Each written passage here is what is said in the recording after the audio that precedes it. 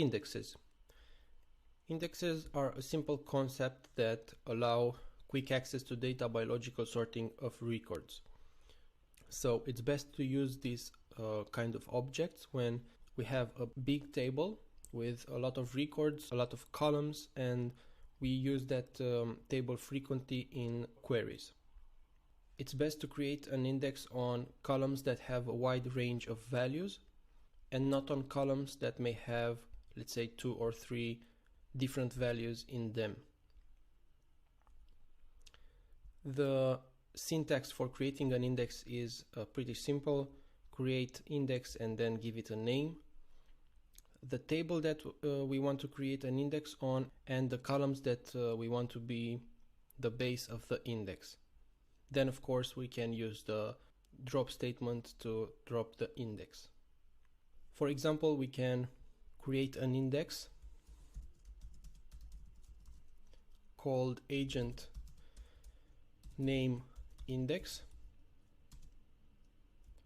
on table agents column name.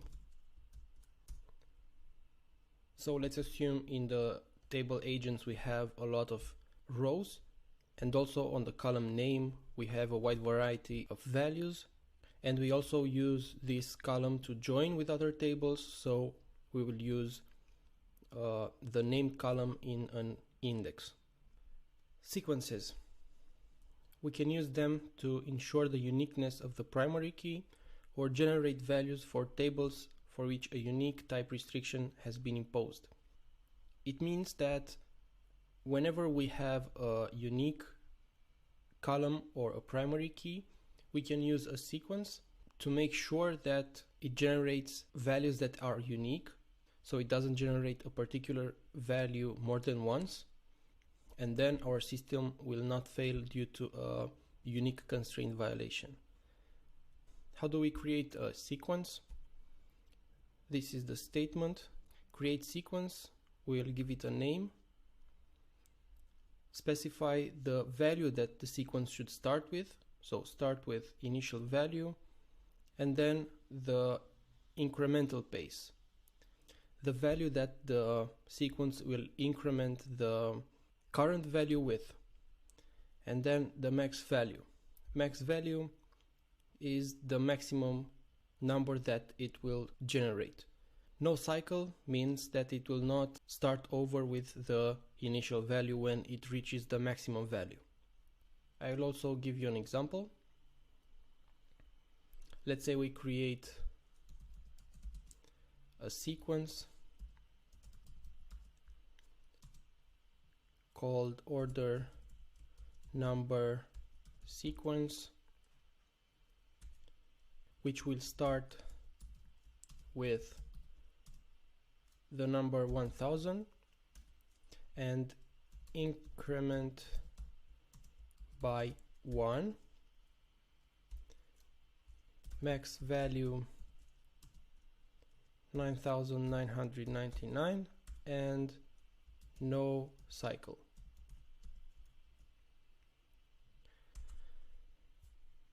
After creating it, if we use it in insert statements, it will look like this. Insert into, let's say, orders, values, and use the order number sequence dot next val, meaning the next value of the sequence, and then continue with the insert statement and insert the product that was ordered, let's say table,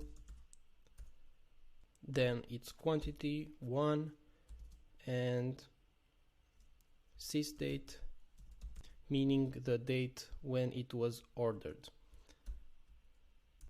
Let's say we have 2 more insert statements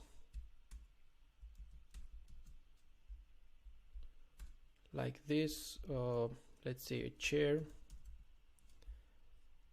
quantity 4, and last one doesn't matter. So when we're going to insert these into the table, for the order number The first insert will have order number 1000, being the start with value. The second one will have order number 1001, because from its last use it was incremented by 1. And the last insert will have the order number 1002. Every time the order number sequence is used, it will be incremented by 1. That's it with the other database objects. In the next video, let's solve again some exercises in order to understand them better.